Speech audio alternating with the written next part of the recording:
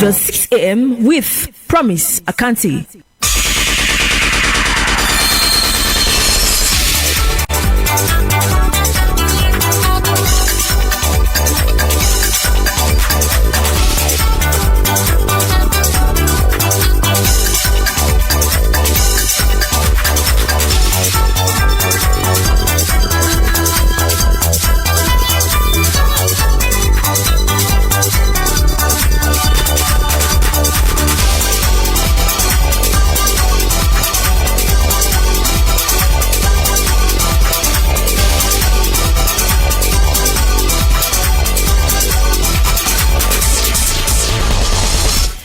God, it is Friday the 20th of September 2019. Good morning and welcome to the first news on 88.4 Royal FM and live on Facebook on Royal FM Cameroon. Our top stories.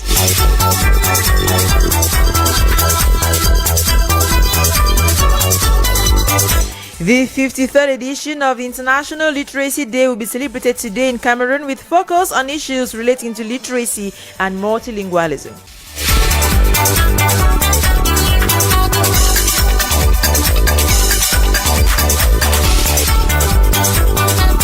Out of the country, people in about 150 countries around the world will take part in protests and strikes today to demand urgent political action from their governments against climate change. And in sports, some 18 Elite 1 football clubs in Cameroon have received financial assistance to the tune of 4 million francs each from the Cameroon Football Federation FECAFOOT. Stay with us. Good morning and thanks for joining us. My name is Promise Akante. Issues relating to literacy and multilingualism in Cameroon will be raised today in Yaoundé during an official ceremony to mark the 53rd edition of the International Literacy Day in the country. The ceremony in the conference room of the Ministry of Basic Education will be chaired by the Minister of Basic Education, Professor Laurent Serge Etulingwa. Lawyers in Yaoundé, like their peers nationwide, today entered day 5 of their 5-day court boycott, which started on Monday.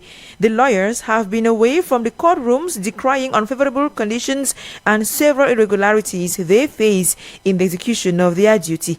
The men in black robes have been highly supported by the National Commission for Human Rights and Freedoms, which has also been decrying the human rights situation in the country's prisons. Dr. Chemunta Divine Banda is the Commission's chairman. We at the Commission welcome the action very much because they try to use a tool that is not available to us. We have been decrying detention conditions in the country and looking for various ways of improving the situation of inmates. What we seek to do as human rights defenders is to let society understand that prisons and places of detention are not places of torture. That was Dr. Chemunta Divine Banda, the chairman of the National Commission for Human Rights and Freedom. A proposal for the smooth conduct of the upcoming major national dialogue has been handed to Prime Minister, Head of Government, Chief Dr. Joseph Dion Gute by Christian Cardinal Tumi. This was during an audience granted him by the chairman of the major national dialogue as part of preliminary discussions ahead of the event. Christian Cardinal Tumi was leading a delegation of clergymen, amongst whom the Right Reverend Funky Samuel Foba, moderator of the Presbyterian Church in Cameroon, the PCC, and Malam Jibril Tamfu, representing the Imam of Boya. Here as an episode of His Eminence, Christian Cardinal Tumi. Our position is that everything should be put on the table. There should be no taboo. Whatever the opinion is, let us listen to him. Let them try to convince us. If they convince us, we should take it. If it's convincing. Christian Cardinal Tumi is speaking there on the heels of the Cardinal. On the heels of the Cardinal Tumi-led delegation was the president of Manidem, Anicet Ekane, who also presented the valuable stance of his party for the upcoming national dialogue. Still in line with the dialogue, a platform to receive proposals from ordinary Cameroonians ahead of the national dialogue has been made public by the Office of the Prime Minister. In a press release signed by the Director of Cabinet of the Star Building, Balungeli Confiance Ebune, the online platform www.nationaldialogue.com or .cm www.nationaldialogue.cm has been established to facilitate all suggestions from Cameroonians of all walks of life. Meanwhile, those who cannot submit online should do so through the Prime Minister's office directly. On a sad note, the late Major General James Tabe Tato of the 2nd Section will be given military honors today at the Headquarter Brigade at 9 a.m. The mortal remains of the late traditional ruler of Osing village in the Manu division of the Southwest region will later be conveyed to Bamenda and then to his native Osing tomorrow, where he will be laid to rest. You are listening to the 6 a.m. news on 88.4 Royal FM and watching us live on Facebook on Royal FM Cameroon. On to something else. Magistrates are currently upgrading their skills on quality control of public accountants at a 2-day workshop that has gone underway in Yaoundé. The magistrates are being drilled on the new dispensations put in place by the state, especially the 2018 law based on the fiscal regime of the state and other public entities. The objective of the seminar is to place all the members of the audit bench of the Supreme Court on the same level. The magistrates will also learn the new procedure they have to follow when on special duties at the National Assembly. The new regional head of division for the Central region in charge of ex-servicemen and war victims, Navy Commander Njoya Duke, has been instructed to serve with commitment those who serve the nation with honor and fidelity. The call was made yesterday in Yaoundé by the Secretary of State in the Ministry of Defense in charge of ex-service men and war victims, Kumpa Issa, while installing him into his functions. Onto this human interest story, 9 people have been confirmed dead in a road accident last night along the Douala-Yaoundé highway. The accident, which also left 8 people severely injured, occurred in the locality called Ngwei-2 in Puma subdivision between a VIP bus of Guarantee Express and a high-speed truck from the opposite direction.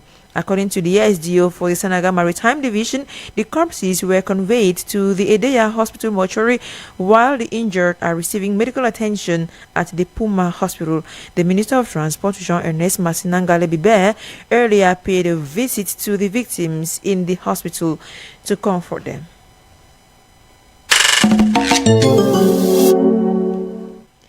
Out of the country, Tunisia's former president Zine El Abidine Ben Ali has died in exile at the age of 83. Ben Ali led the country for 23 years and was credited for delivering stability and some economic prosperity, but then received widespread criticisms for suppressing political reforms and corruption. In 2011, he was forced out of the office following mass street protests and sentenced to life imprisonment while in exile in Saudi Arabia, where he died. People in about 150 countries around the world will take part in protests and strikes today to demand urgent political action from their governments against climate change. The international protest comes ahead of a United Nations Climate Action Summit in New York. Millions of young people are expected to take time off school. These mass protests have been inspired by the 16-year-old Swedish activist Greta Thunberg, who stayed away from school in August last year to hold her first vigil outside her country's parliament on her own. That small demonstration has grown into what campaigners say could be the greatest protest in history. And in sports, some 18 Elite One clubs in Cameroon have received financial assistance to the tune of 4 million francs each from the Cameroon Football Federation FECAFOOT ahead of the 2019-2020 football season. The check was handed to the beneficiary clubs at the FECAFOOT headquarters in Yaoundé yesterday, and the new football season is expected to kick off on the 18th of October this year.